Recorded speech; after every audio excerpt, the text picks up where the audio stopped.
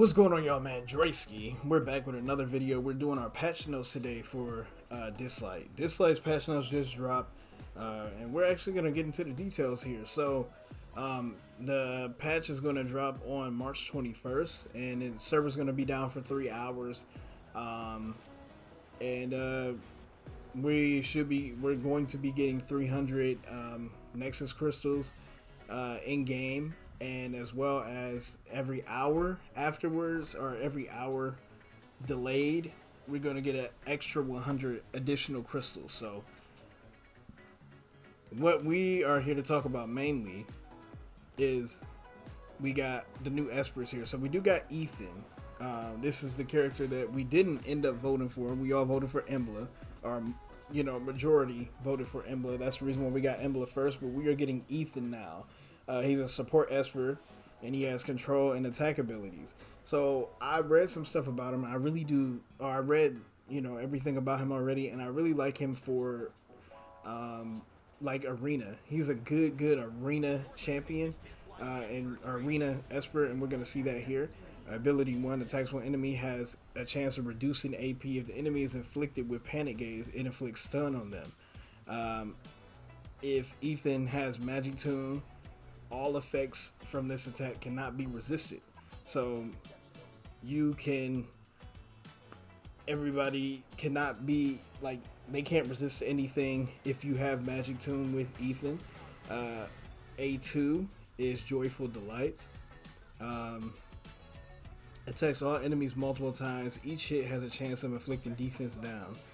Each hit inflicts panic gaze on its target, causing the target different negative effects based on the type of action the target takes.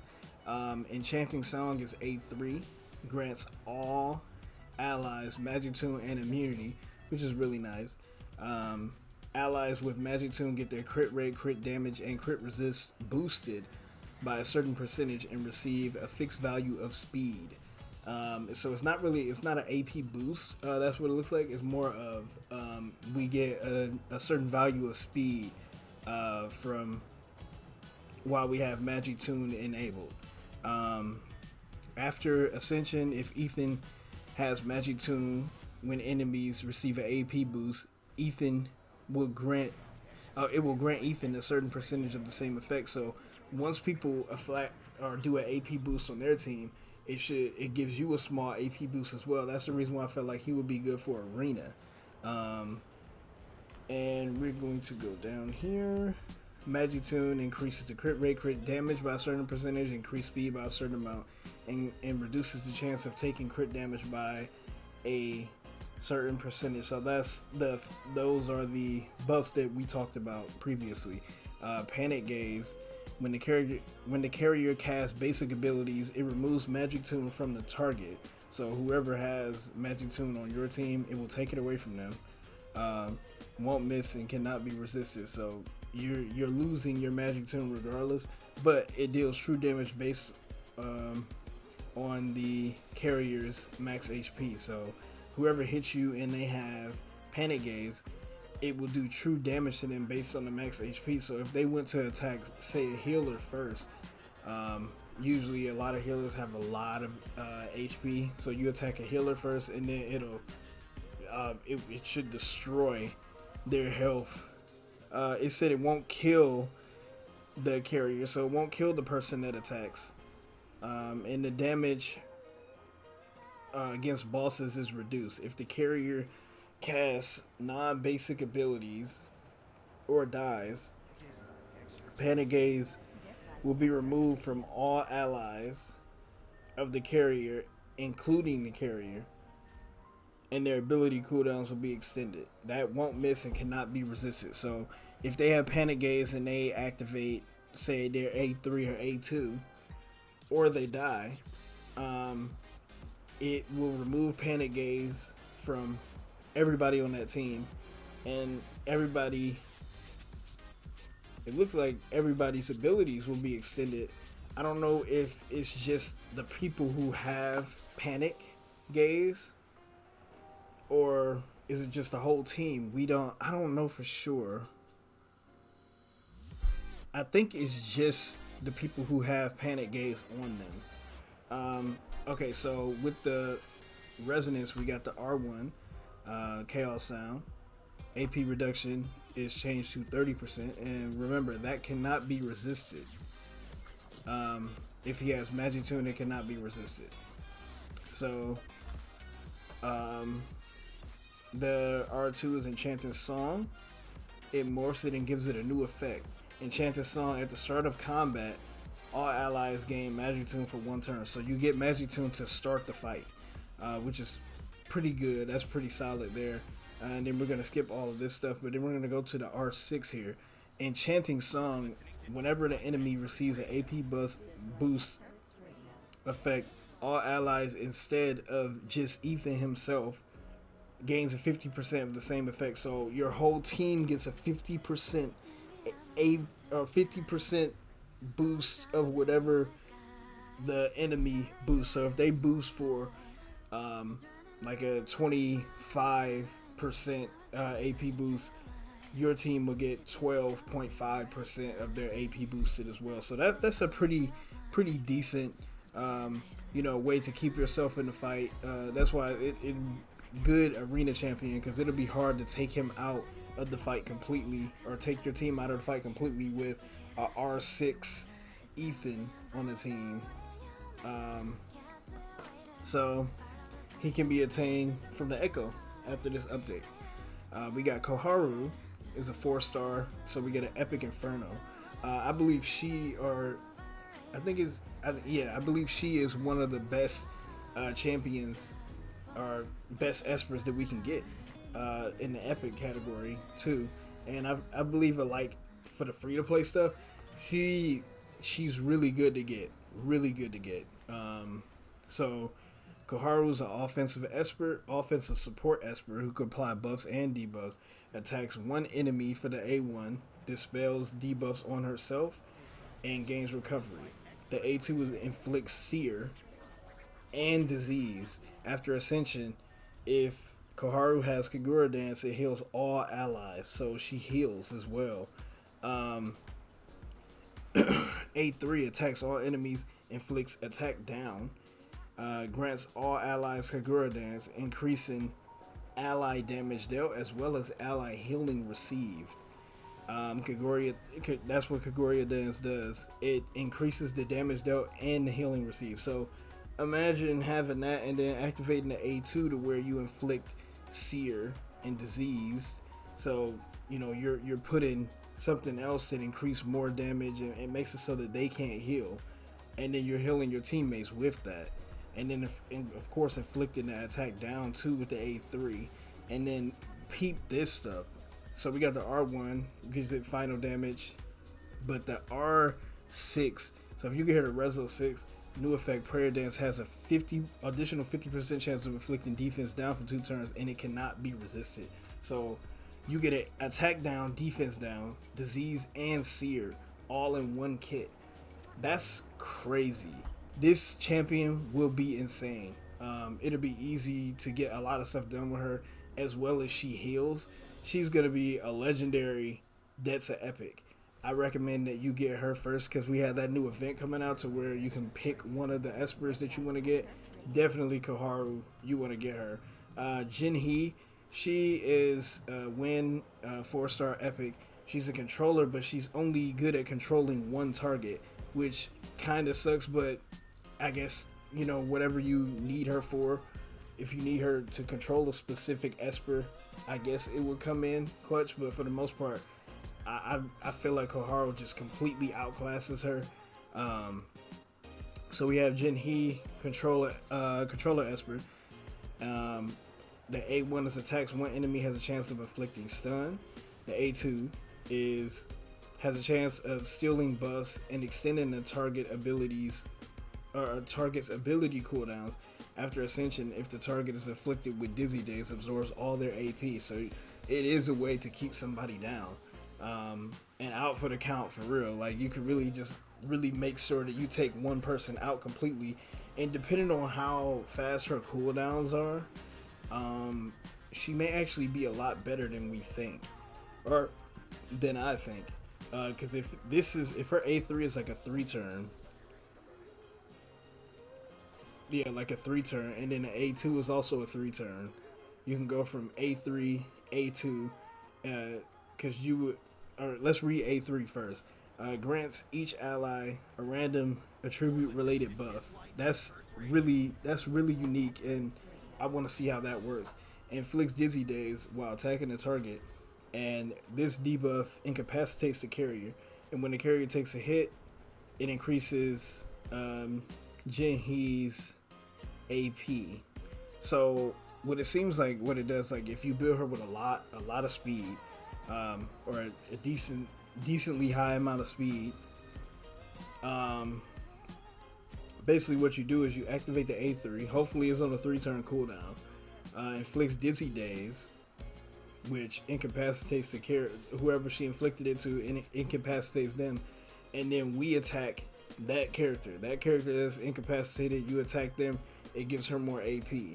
And then you activate the A2 to where, because about that time their AP should be higher up.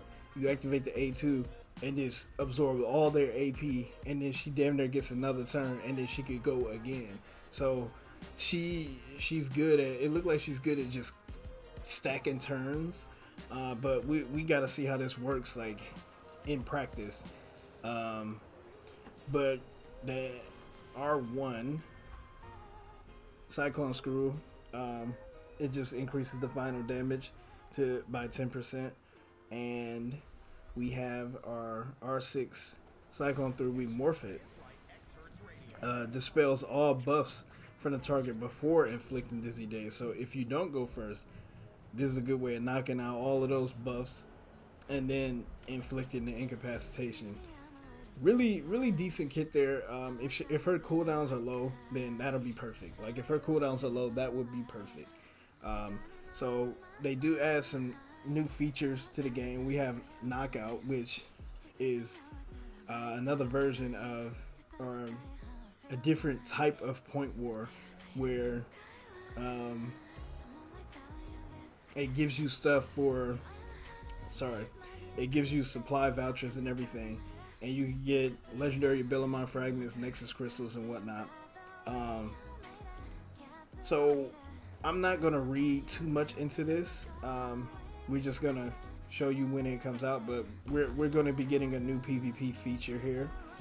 They're adding a hell mode to story chapter 1 through chapter 4. I'm assuming they're gonna do the other chapters later, I'm assuming.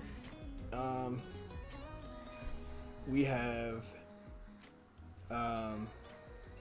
added avatar and frame rewards for doing certain things in the game, getting certain ranks and all that stuff.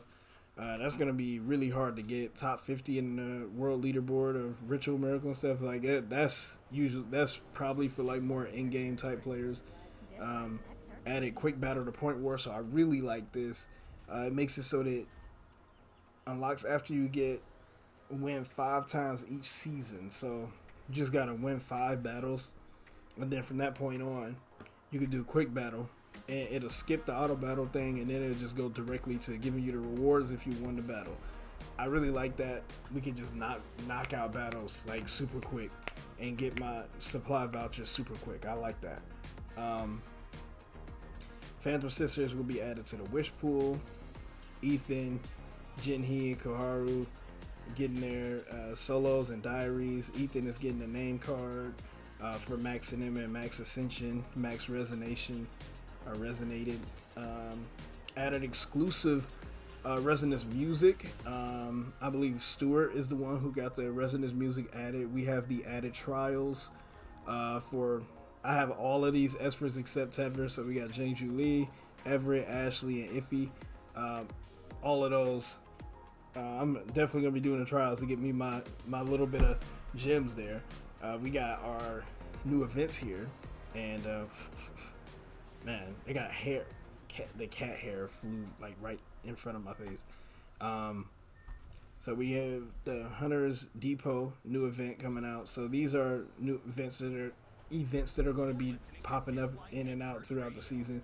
So we get that event, Hunters Depot. We also get Celebration Collection, We get a limited time event for Ethan, a limited time event for Ashley. So we're going to be able to get both of these characters here from Wish Stones. I may actually try to get some more gold records and whatnot to try to get some Wish Stones to try to pull Ethan.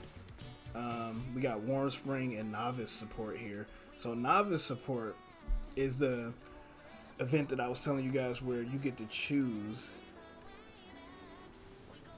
which Esper you want. So you get Jinhee, Koharu, Jangman. So if you're new or if you're free to play, Koharu definitely is a must get. So, and what is it? The gods here is Doka Ebe. I think I said that right. And Ame no Azume. I don't know if I'm saying those correctly, but that's how it's reading in my mind.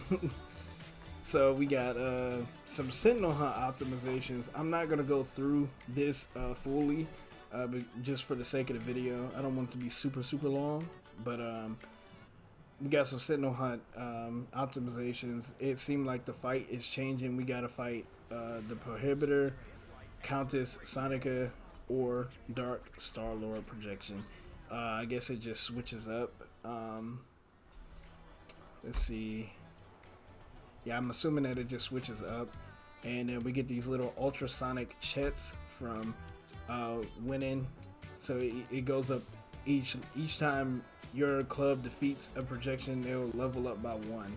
So yeah, higher level projections get you better ultrasonic chets. And there's a surprise gift in the ultrasonic chets for only a few lucky players will get. And yeah, so let's go ahead and go down some more. We got some Hollow Battle optimizations. I'm not really going to read into that as much. I don't even think a lot of people really participate in Hollow Battle, to be honest. Ritual Miracle changes. They added daily reward bonus times for doing your Ritual Miracles. Players can get equipment loot bonuses for the first 3 times they clear Chronos, Apep, and Fafnir each day. So it seemed like they definitely want you guys to start grinding this stuff, get in there and start doing some Ritual Miracle stuff. So it's decent enough to get you like some equipment here. So that's definitely worth doing. We got some Cube Miracle stuff. So they made it so that you can lower the difficulty of a Cube Miracle. After lowering the difficulty, and it will inherit players' current stage progress, runes, Esper projections, and Esper casualties. So if some Espers died and you want to try to do it and get them back, like, that's not happening. Optimize the display of equipment sets. Players will be able to switch chapters in the story chapter screen. We got an Esper screen optimization. They made it so you can view resonance abilities on the Esper screen. Optimized background display for Espers in different mythologies. So I'm assuming they're all going to have different backgrounds now. That's pretty decent. Optimize the display of Esper's ability levels. And so this is the one that kind of got me. Lower the difficulty of Temporal Tower floors to give a player a better experience. I wanted to be like, is it really hard? Like, is Temporal Tower hard? Because I have an issue with Infinity Tower, not necessarily Temporal Tower, but my account is still pretty like decent. Is above average, I would believe, or close to being elite. And I see why I don't really have an issue with Temporal Tower. I kind of just get through it every time it drops. Lowered enemy speed and HP on all floors, lower the difficulty of some of the stage effects, so it'll just be a lot easier for me. I'll probably just breeze through it now. Calamity Island optimizations, lower the HP of some enemy waves on all floors. See, Calamity Islands do need like changes because some of this stuff is ridiculous. Loosen the turn limit for floor 50 plus and change the enemy formation in the Burning Pillar, floor 135. So pretty decent there. One thing I don't like is the online union shop change. After the update, legendary Abilamon in the store tournament shop will be changed to legendary Abilamon fragments, and you could purchase them up to 5 times. The price was changed from 1,000 supply vouchers to 200. You could purchase them up to 5 times. I don't even know how many you need to. Do you need 50 to get the legendary Abilamon? You might need 50 to get it. I don't know. I hope it is 50, because I don't want them to take this away and then make me have to take 2 weeks to get a legendary Abilamon. But increase the purchase limit for gold and rare Starmon in a defined sequencer shop. Added a decimal point to the average turns on the Blitz result screen. Let's see. So this is some rewind stuff. We're not really gonna look into that. They optimize some icons in combat, optimize AI for unleashing Esper abilities, reduce the probability of playing Esper's ultimate animation for the story. Ritual, Miracle, and Sonic Rift. And then they got a new impasse with the Unky Chai skin, free face. So I still gotta buy the skin to get buy the Radiant Pass impasse to get the Melanie. But for right now, that is coming out on March 21st. So in the next 6 days, we have 6 days to get the Unky Chai skin and all of that stuff. I actually kind of like the skin though. But anyway, that's it for me. Really hope you guys enjoyed the video. Comment, rate, subscribe. This was it's still a longer video. When I recorded previously, it was like 30 plus minutes. So good thing I got it to, what is it, 22, around 20 something minutes. So that's good enough for me. So anyway, you guys, comment, rate, subscribe. I really hope you guys enjoyed the video. And as always, no, wait. He should have hit the like button.